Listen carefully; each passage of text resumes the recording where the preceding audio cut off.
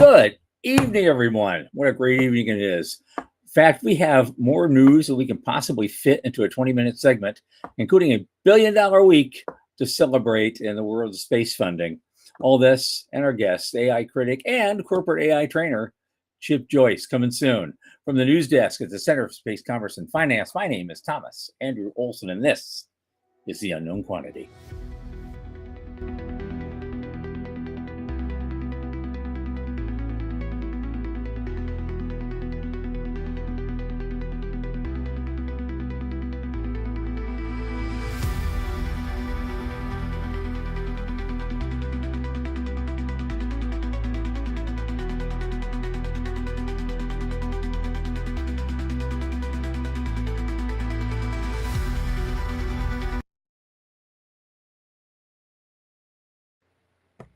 And as always, this show is brought to you by the Center for Space Commerce and Finance.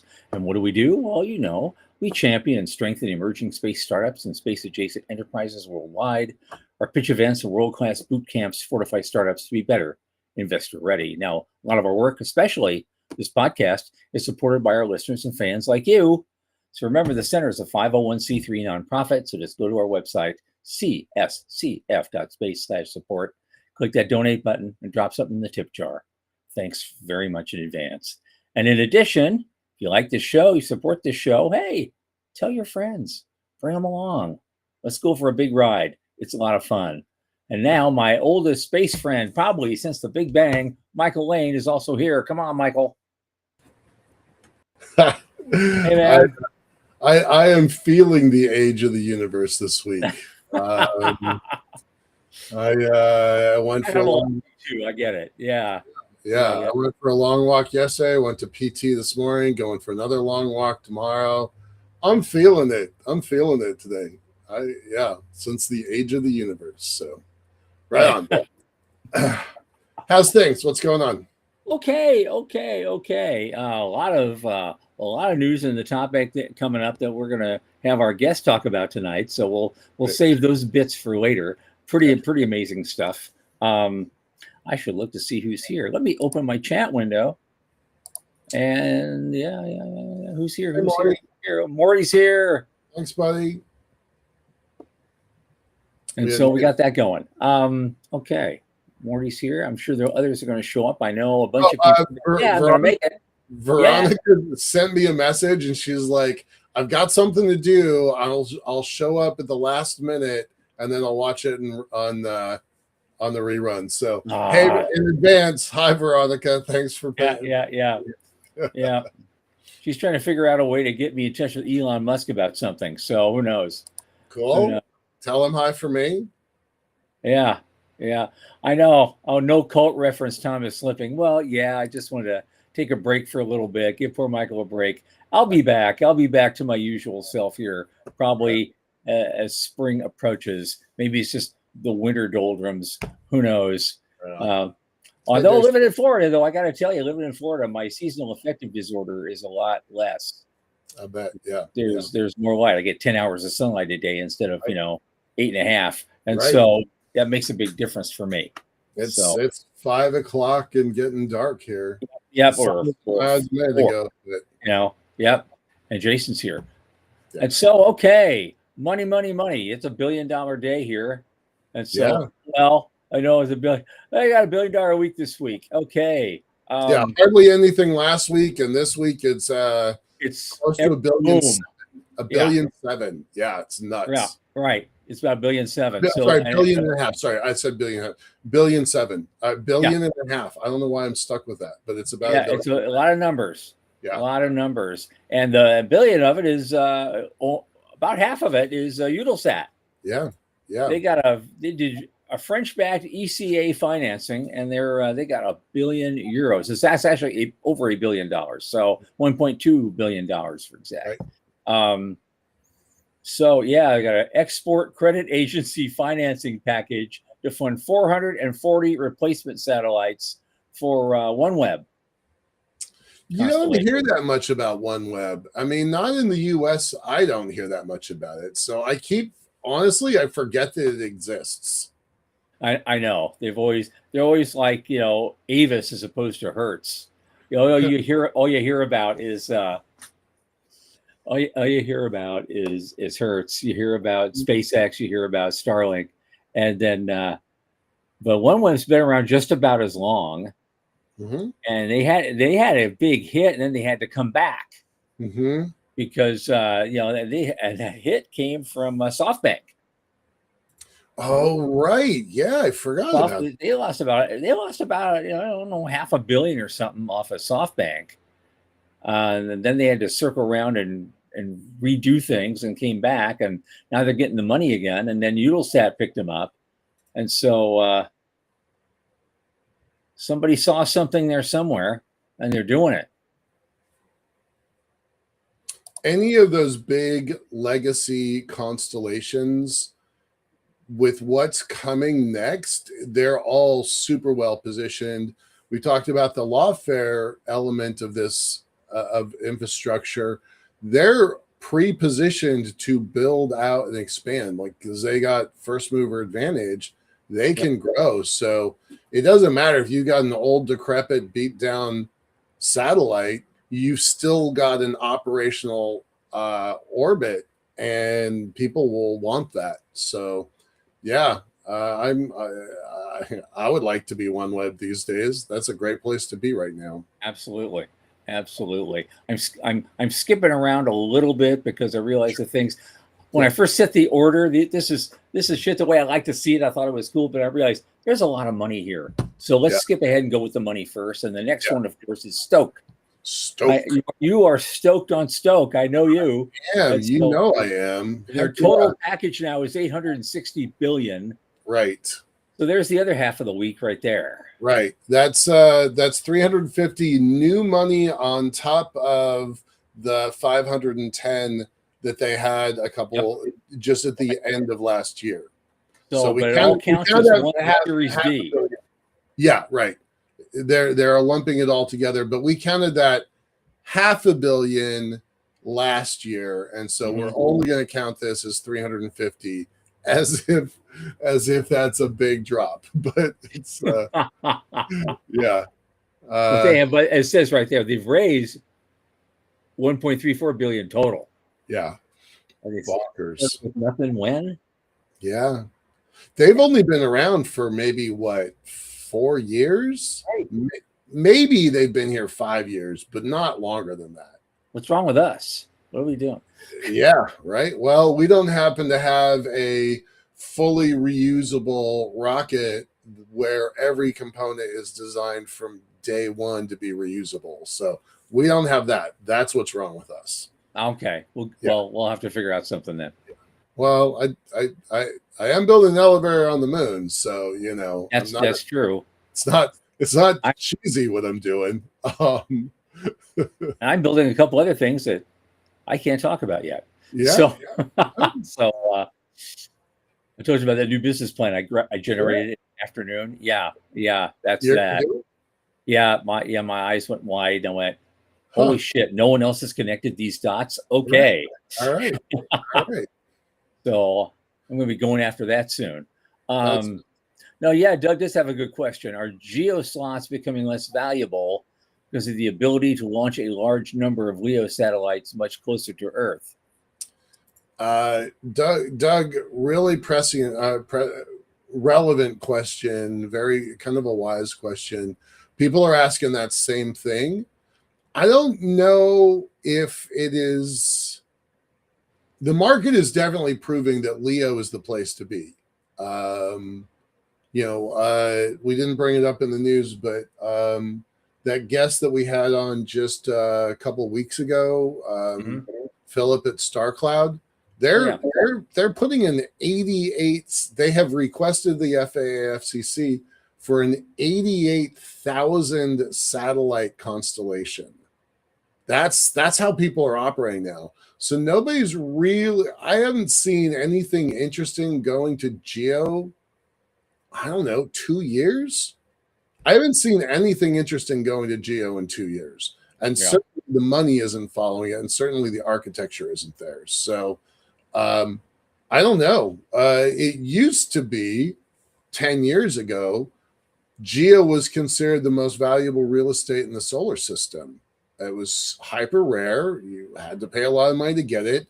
Only certain nation states could have access to it. The island nation Tuvalu sold their .tv to the internet and their orbital slots, and that basically kept the government of Tuvalu operating. So I don't see anybody doing anything really interesting in Geo anymore. I haven't seen it. As we've noticed, just in the time we started doing this show, shit changes. It changes a lot. And it's still changing as these next things are coming up. Now, here's one from Engadget. I love this one. Elon Musk's latest scheme is a satellite catapult on the moon. Now, we've been talking about mass drivers, since the High Frontier 50 years ago. And now he actually wants to build one. Mm-hmm. Yep. Those workbooks from 50 years ago are still valuable. Yeah.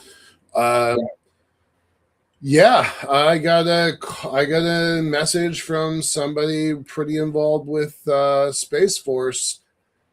It was a message at 6 a.m. for me. Sorry, it was 3 a.m. for me. It was 6 a.m. for him on the East Coast. He basically woke up, read the news, and sent me a text. He's like, "How's the space elevator going?"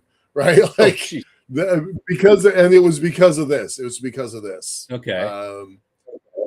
I guarantee you that this stuff is going to change my business plan, but I don't know how it changes it. Right. But when Musk is talking about putting a catapult on the moon, that tech is well known and well understood. The simulants, lubricants, filters, and sealants are the key to that game, and so that's still pretty tricky. But this idea has been known for a long time. Yeah. You want to talk about and a little bit wacko crazy? There's a group down in LA, and it's my kind of crazy, just to put the record out there. It's my kind of crazy. There's a group in LA that wants to, and Rick Tomlinson's involved with this a little bit. They want to take lunar regolith, drop it into one of these catapults, fling it out, not to the Earth Moon L1, which is what I was talking about, but the Sun Earth L1, and to block 1% of the sun's energy from hitting the world to give us a chance to catch up on climate change. That's like, if Musk is successful with his plan, I bet you that plan comes to fruition. Well, we'll see. We'll see.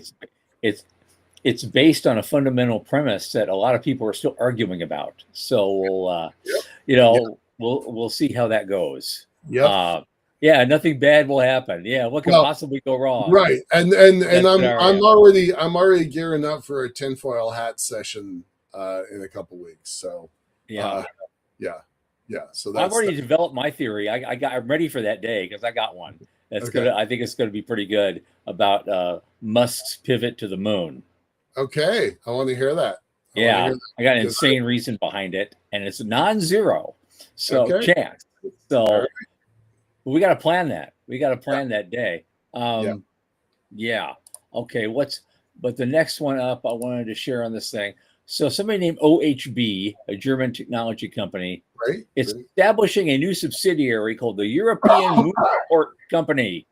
Yeah, I choked when I read that too. To consolidate all its efforts. They love centralization in Europe. They just love centralization. So that's why they were a natural to build the gateway so they could funnel everybody in there and put all DLR stuff in there. Now they're going to add this thing. That's probably also going to be based there too, right? I love it. Yeah.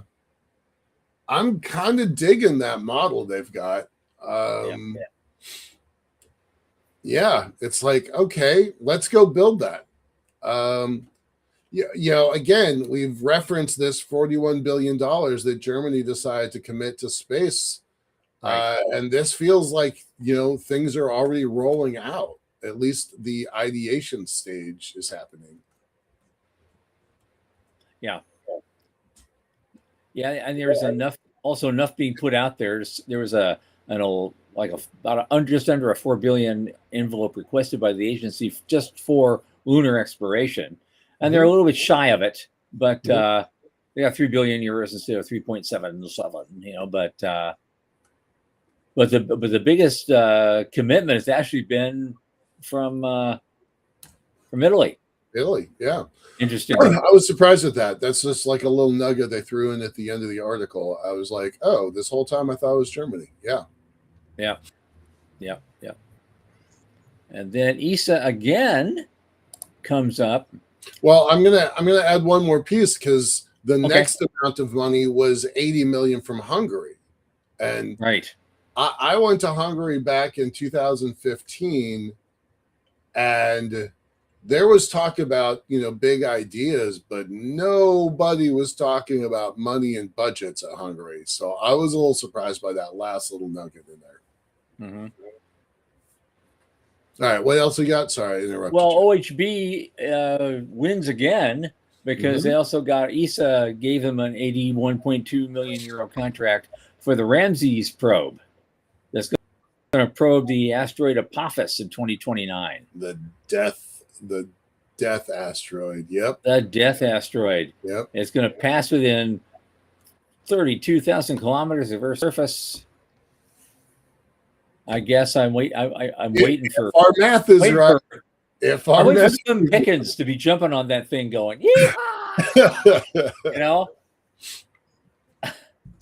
Yeah. Cowboy hat and all. It wasn't that long ago that one was expected to hit Earth, and it was going to be something like Friday the 13th, April or something. I forget when, but yeah, it wasn't that long ago that they're like, we don't know, but it might hit Earth. And I was like, that's the first time there was a real chance for an Earth crossing that we discovered. Now, I mean, they've definitely. It was because of Apophis and other asteroids like that we now have an asteroid day. Right. It's being celebrated in Europe and Australia soon. Yeah. So as that moment comes, here we are.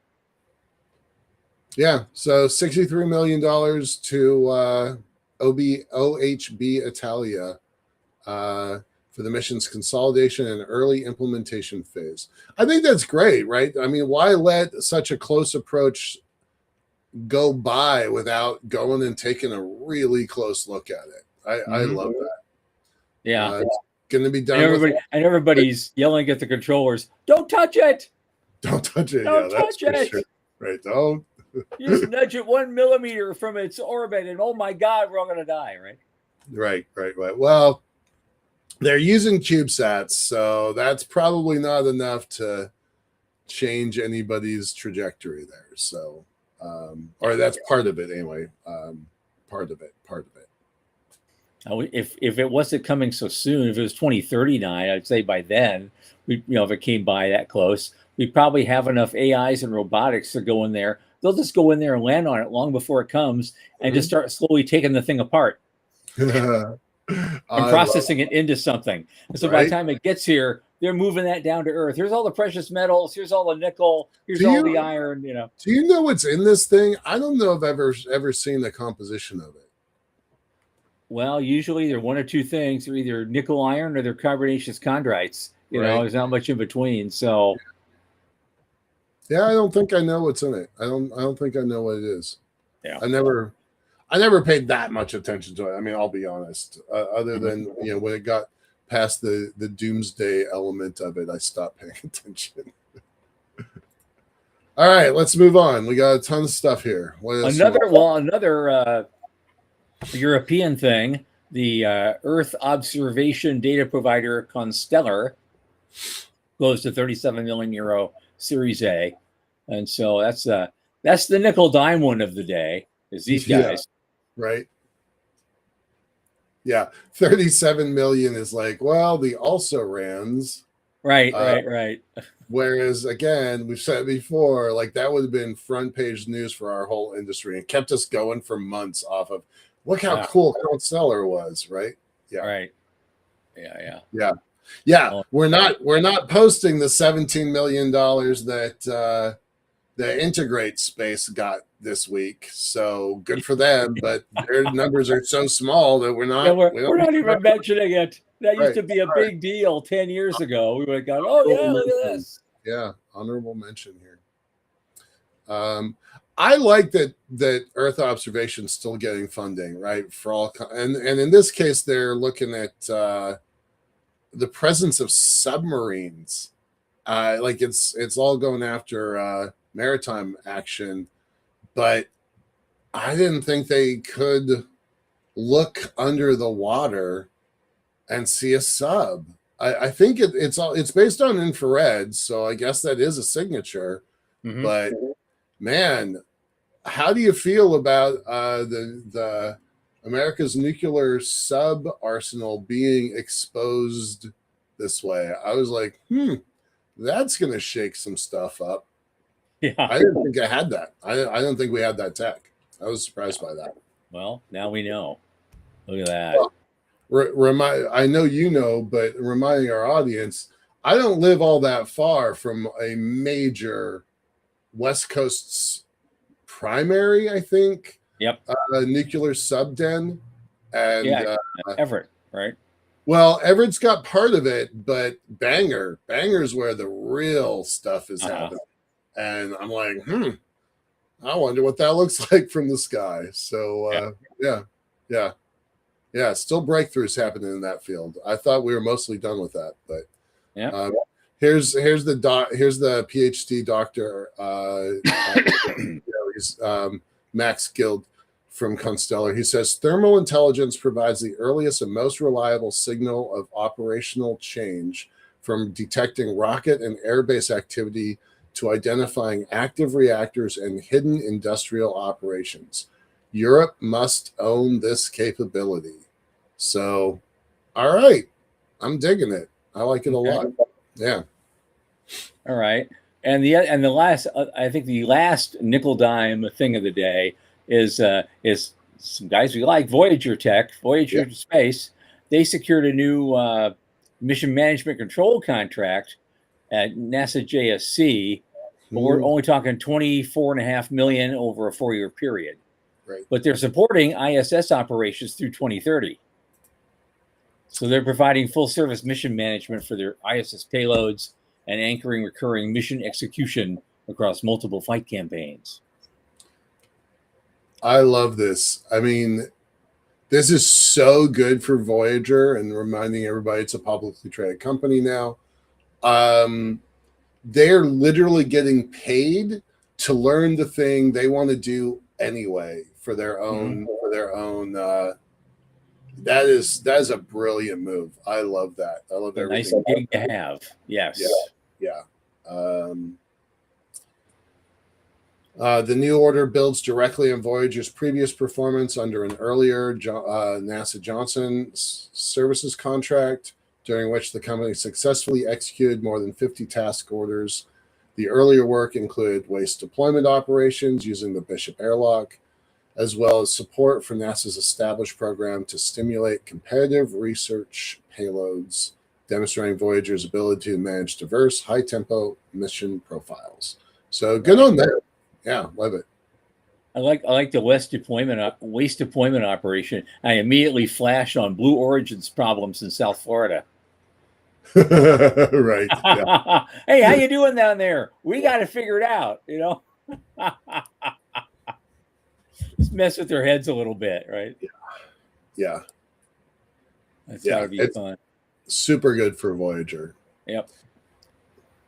We don't do stock picks here, but I like Voyager as an asset. I think they're doing a lot of the right things.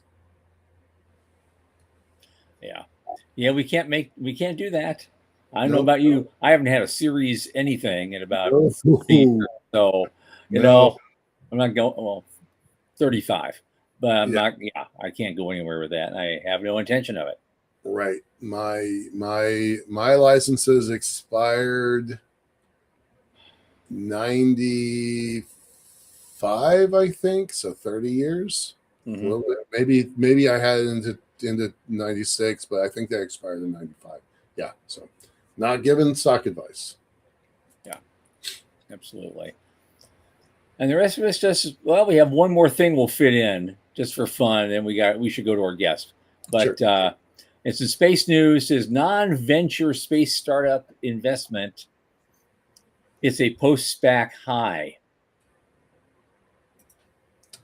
So I don't know why they put it that way, but non-venture investment in space startups surged to its highest level since the 2021 SPAC mergers.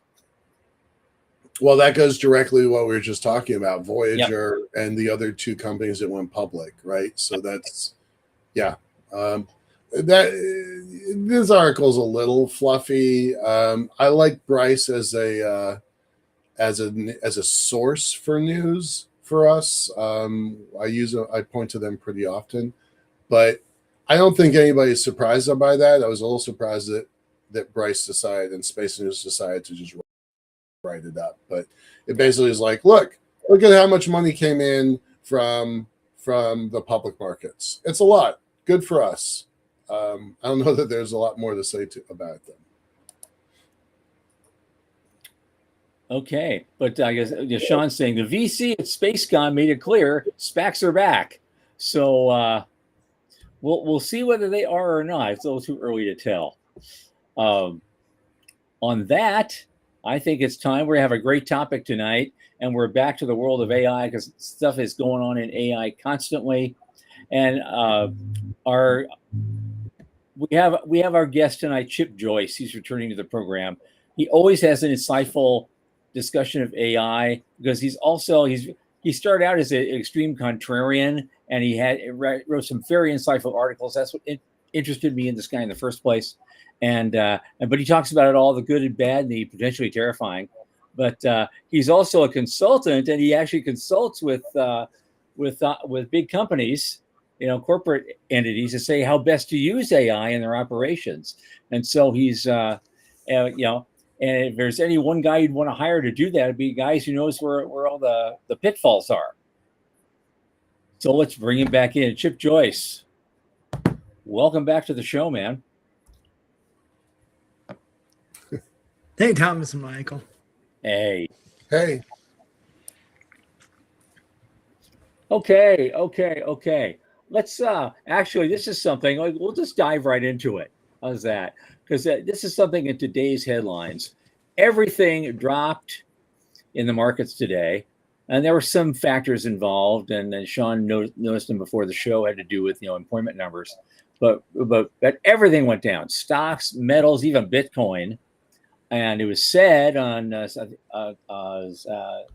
MSNBC or one of those, a lot of it was investor concern on what they call the negative side of the AI build out, which they are claiming threatens to disrupt the business models of entire industries and threatens massive unemployment. So, Chip, have the Luddites invaded, or are these fears reasonable? Well, I'll take it in two ways. One is I think there are a lot of hacks who always have the answer for why the stock market moved or any asset price moved for the day. And it's not that simple. So, I think you have to take all of that with a grain of salt.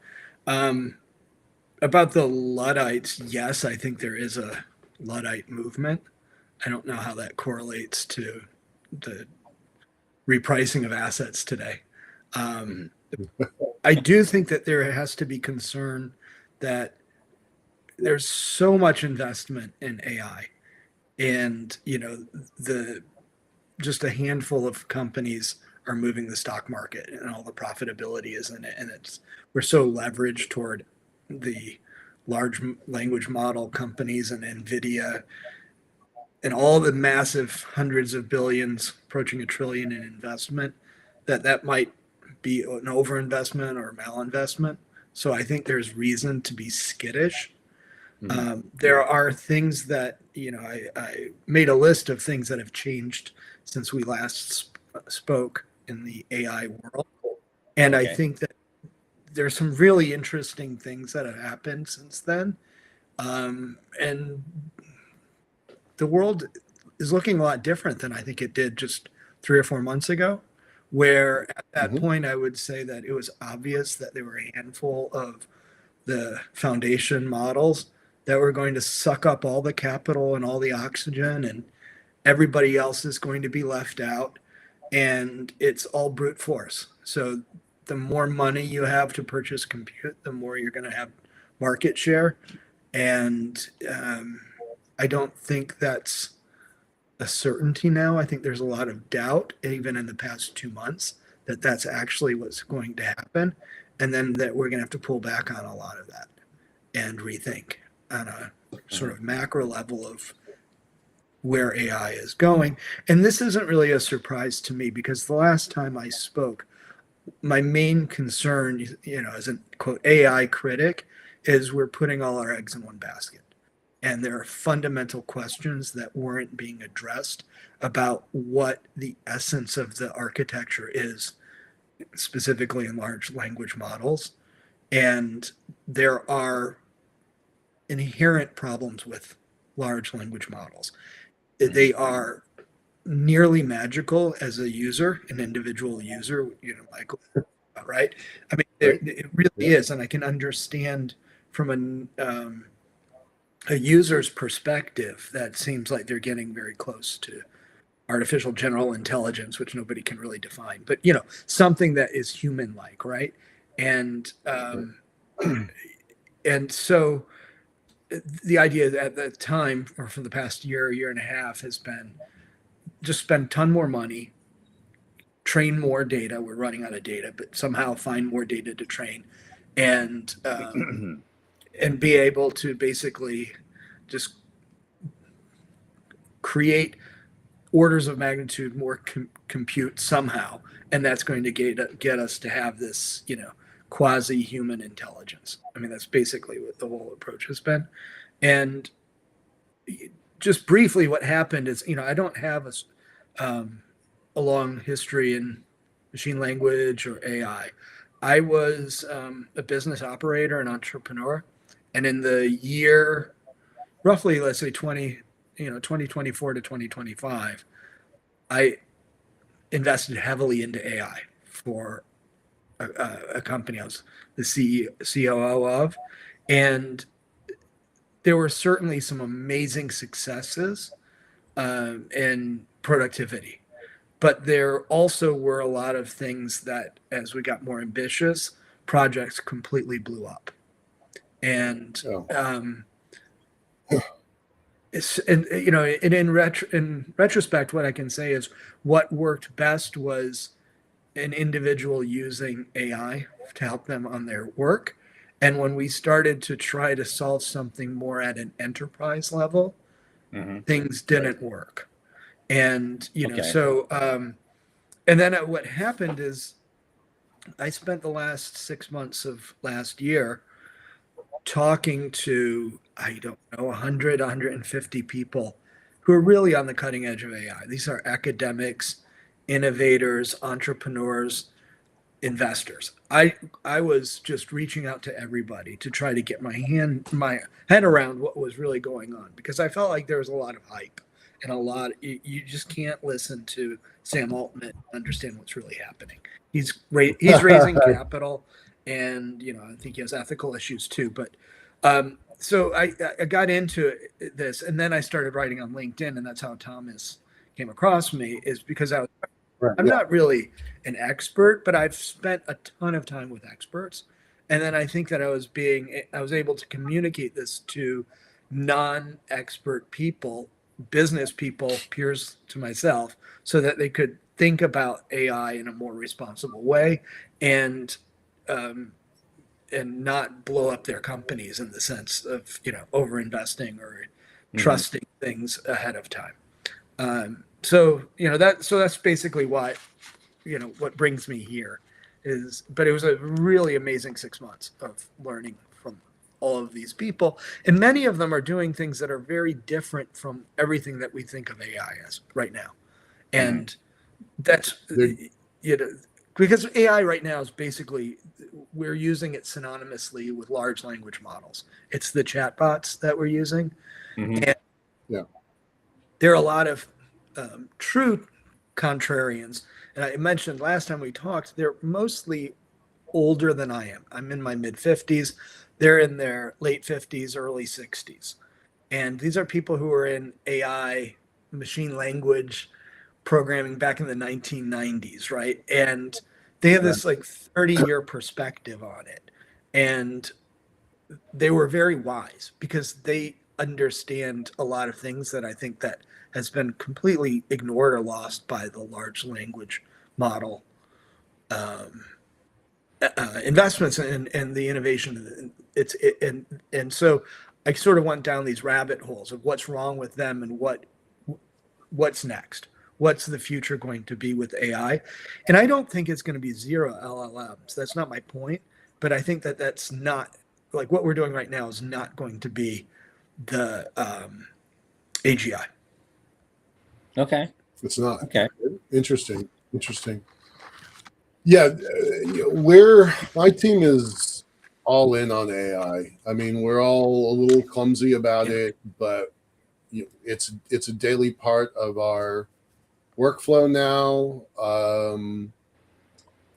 I'm writing a white paper, and we talked about like writing a book, and how if it loses the flow after a certain number of chapters, and I've limited that white paper to just 15 pages, but I have about 40 pages of appendices now where I'm like, I need you to know this thing and this thing and this other thing and this other thing, and then push it together into a single white paper, because I haven't been able to get it to remember,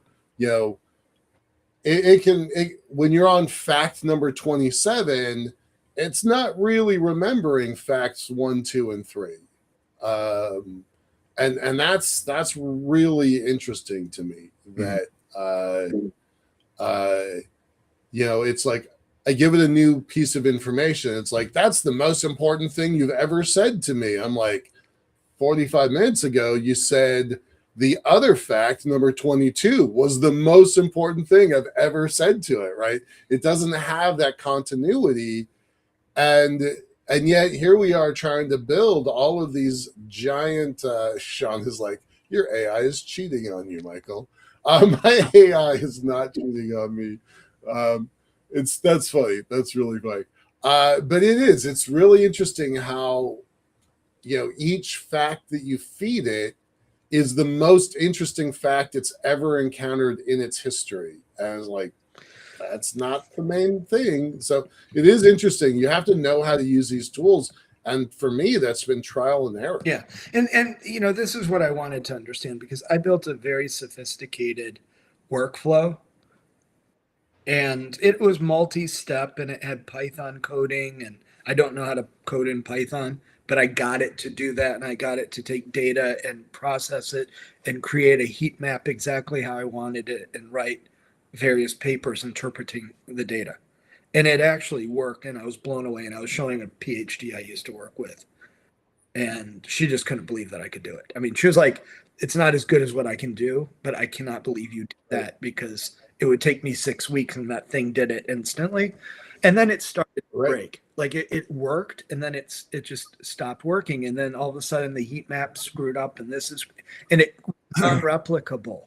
And so this is really the last straw. Like, okay, it's like, I fundamentally don't understand how this is working, because I've assumed a lot, that there's logic to it. There's memory, there are things like that. But, really what it comes down to is, I love this term. I did not coin it. Stochastic karaoke. And so I just think that's perfect. And, it really is this probabilistic, right? It's looking for, okay, Michael, you're thinking about here, so I'm going to go there because that's where my data has the most the most directionality is to this area, and then I'm in that area, and then I'm going to branch off to here and here. But every single time it makes a choice like that, first of all, the choice is not recursive. Like you can't go back and follow the steps again. Secondly, it's not repeatable. So you could give it the exact same prompt 1,000 times and get 1,000 different reactions, and some of them are going to be very like, which is the best, or rank these in the best order, from best to worst.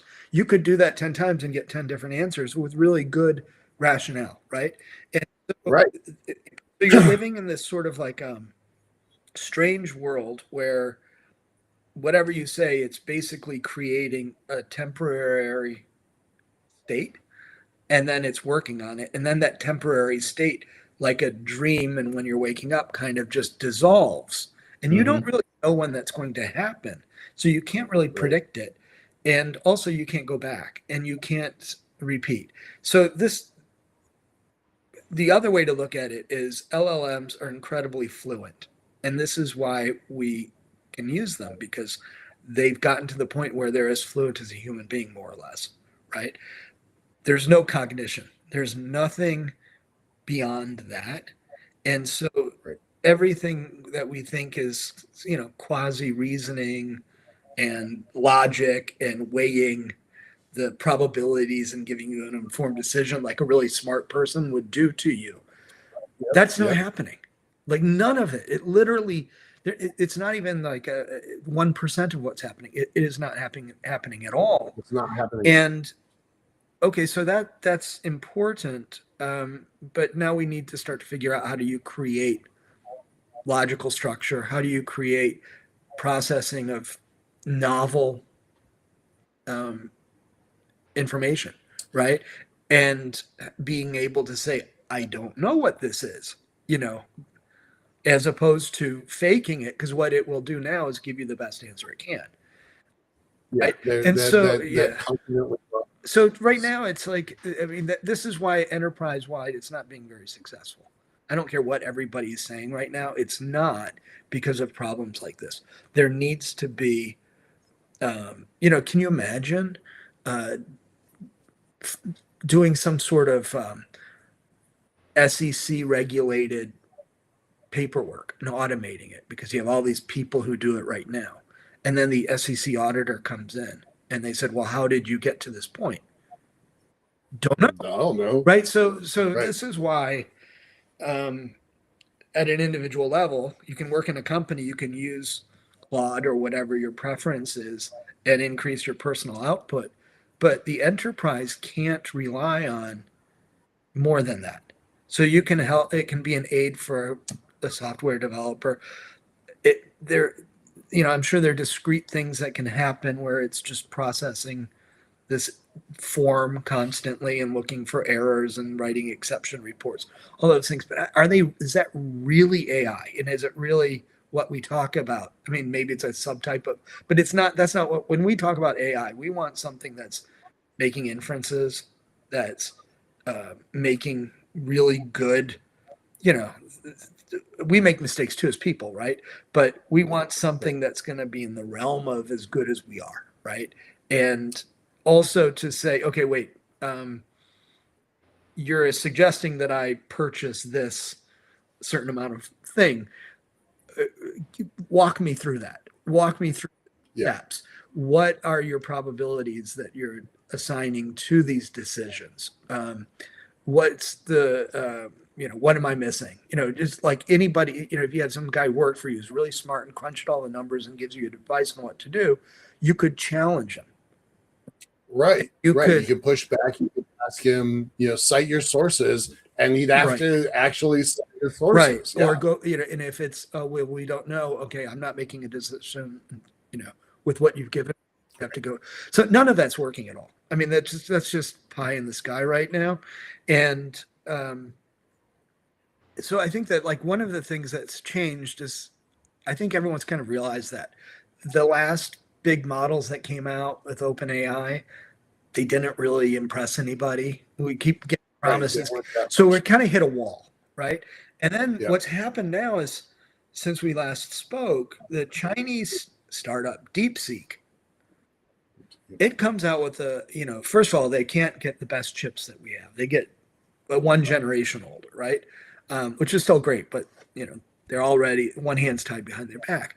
But they created a reasoning model for $6 million as opposed to billions, right? And that's just a game changer, right? So all of a sudden there's this efficiency that we've completely missed in the US market because we've had basically infinite capital. And this is what I was concerned about last year when we were talking about this, is because we have infinite capital, well, we make dumb decisions. If you're resource constrained, and also compute constrained, we were compute constrained in the 1990s when there was trying to play Go and chess, right, on really limited compute. And so you have to get super smart because you just don't have resources. You certainly can't train on the internet. There was barely an internet, but you can't train on all the world's data, right? That was non-existent. So you had to be really, really smart. And that's when I say these older guys that I know, they were the ones who were doing that. And then all of a sudden it says, well, that doesn't really matter anymore because all we can do is just buy more compute. We don't really need to be clever. Brute force our way into right. A solution. But now we're learning, okay, China's going in a different direction, right? The day that it came out that their model came out that it was only $60 million, NVIDIA's stock went down $600 billion in reaction to that. I remember so that. I didn't realize that. Yeah, so I think the question is like, what's the takeaway? It's like, so we don't really know, but I think the moat of big tech just evaporated. The infinite capital, the infinite compute, we can own the world. That's gone. Already it's gone. I predicted that wouldn't last, but I didn't think it was going to be in January of 2026. All that quickly. No, not at all. Yeah. And so I think that's the one thing. So I think brute force scaling right now, that's dubious, right? There's a lot of downside there. I mean, we're talking about the infrastructure that's just not there at all. Just the massive costs right now. So, and the investment.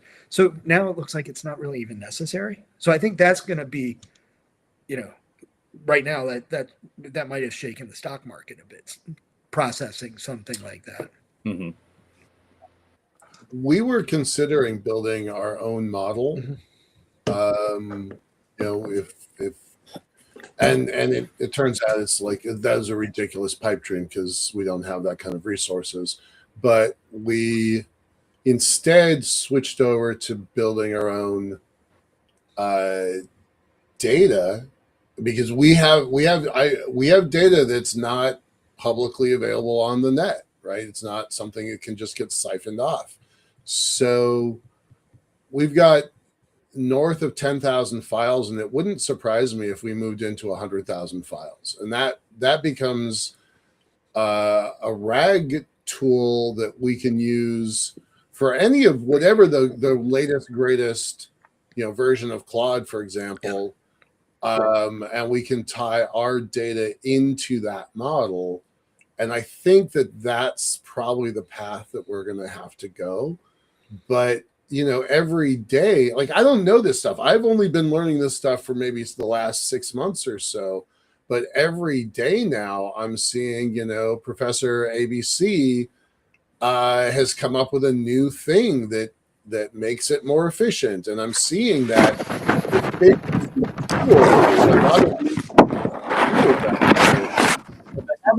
haven't made their way all the way into my level, right?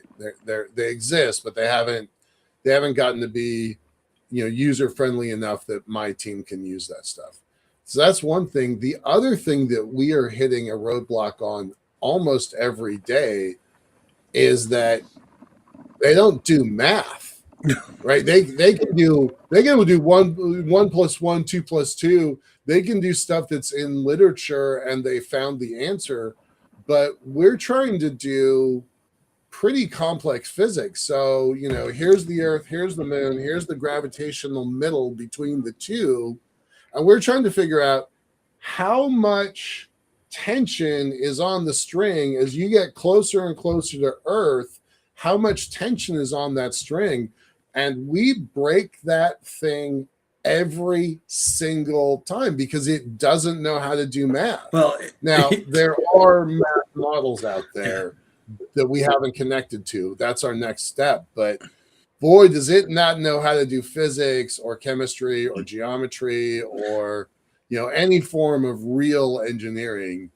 And that was a big surprise pretty fast. Like we hit that brick wall going 60 miles an hour. Well, just today, I was sitting with my son who's working on pre-algebra, 7th grade math, Okay. and he takes a picture of his screen to explain a pre-algebra equation, and it was completely wrong.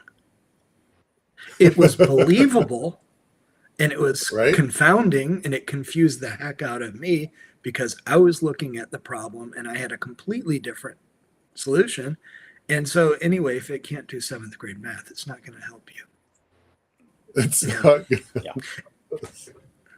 I intuitively, it seems like pre-algebra, algebra, it would be a no-brainer that any of these could do it. It's amazing to me. So, I think that what is interesting also, like Michael, for the kind of, ambition you have. I don't know if you've heard of Claudebot that's now named OpenClaw. Yeah. Yep. I have, we can build our own. Yeah, I'm definitely looking at that as an option. I don't think it's really ready for prime time yet. So I'm going to let other people break it a little bit longer, but yeah. So, we just, Thomas, I don't know if you've come across this. It's just a couple of weeks people have been talking about it, but it's basically free, open source, self-hosted autonomous AI agent is, I guess, how you could describe it. So you can install, a lot of people are buying Mac minis and installing it there, or you can get a virtual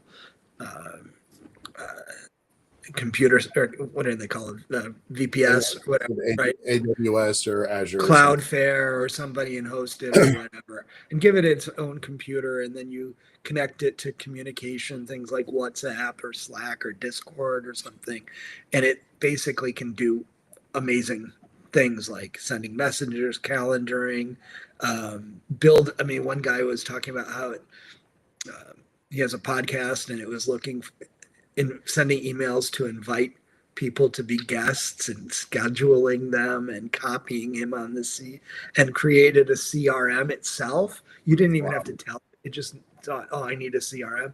So it just sounds unbelievable. And this guy is basically shutting down a lot of his AI subscriptions to try this out.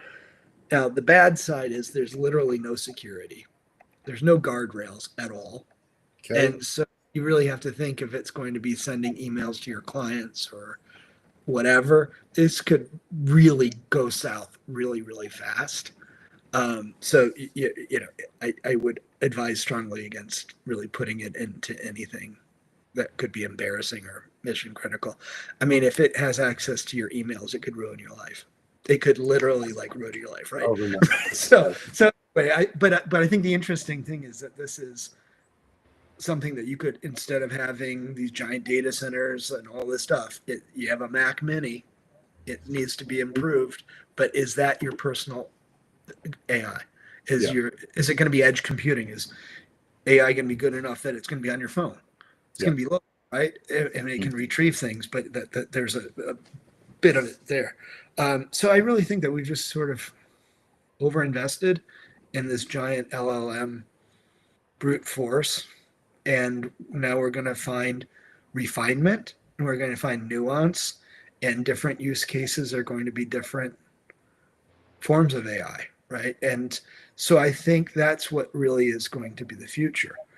LLMs, they exist, they can be tapped into, but I think there needs to be some kind of intermediary, which is the logic, the governance, the just the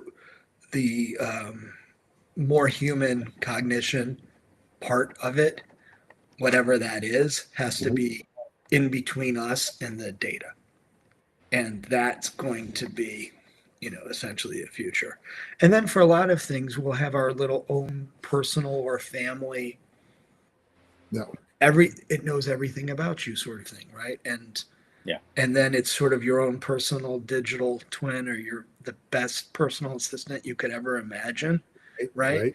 And so I think that's very, very exciting. So I think that's one direction.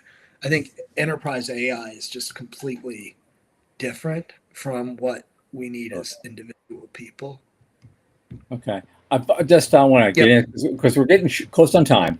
And so I had a couple of things just very quickly. So you're building a like a enterprise consulting practice out of all this. And you publish a lot of stuff on your LinkedIn page. I want to get into like two things really quickly. Because you talk about something called prediction-based and explanation-based AI. What are those things for our audience, and which is better for what? So right now what we're using is prediction-based,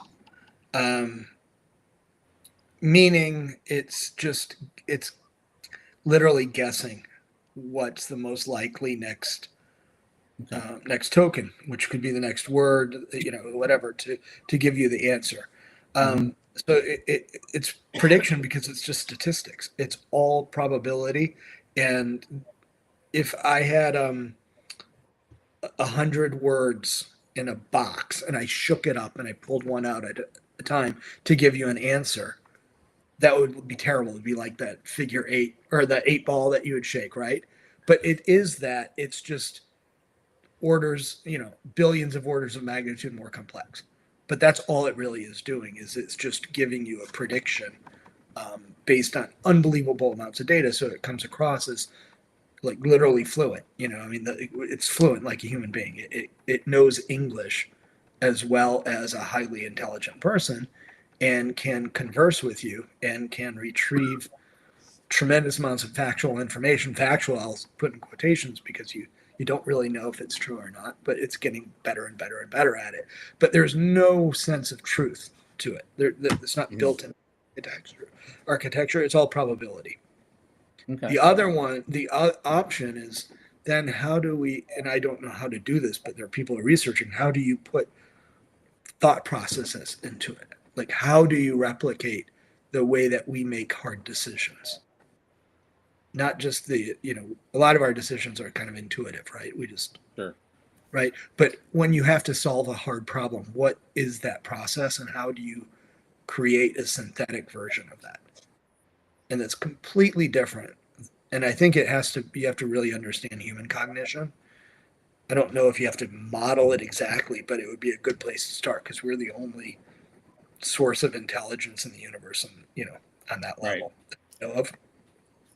And we do have a long ways to go on that, because just on basic physics, you've got these systems, they're running at multi-gigawatts, and the results are not always so good. Our human brains run at between 12 to 25 watts. Yes. And so when someone like Morty earlier asked, is there some kind of model that we can emulate of that, and how close are we? Well, we're not. Well, if you just look at the power consumption, we're not close at all. Right. And somebody who's super smart in this, I've talked to probably like 20 or 30 hours.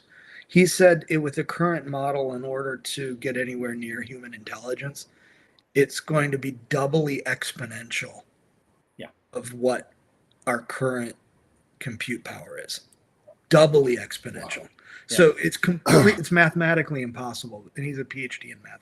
That's basically, and he that's what he explained to me. So how does when we think of our brain, which is unbelievable, but even if you think of like a mouse, which is nothing compared to ours, we have no idea how to make that complexity. Right. And so, and it's tiny amounts of mass, tiny amounts of electricity. So we have a lot to learn, I think is just the main point. I noticed this today. You've published something just recently. I just want to go a shout out on this. It's called the CEO's Playbook for AI Success 2026. It's an update from last year's model. I don't want, I'm not, we don't have a minute to go into detail with you about that. I just wanted to do a plug for that. But I did want to ask, what's the one thing? What's one thing that you would recommend? Well, I'll just quickly say the playbook is free. So anybody can reach out to me, Chip Joyce on LinkedIn, and I'll send it. And all it is I talked to, out of hundreds of hours of conversations with the smartest people in AI, I distilled in the questions like, what should CEOs be asking? What don't they know? Because really what they're doing is board says invest in AI and then they delegate it. And that's essentially what's happening. So this is written based on all the expertise that I gathered, 13 questions. If you ask these 13 questions and get an answer, it's not yes, no. It's not like if the answer is one way that you reject the AI plan. It's just you go in there clear-eyed and you understand the risks that you're taking.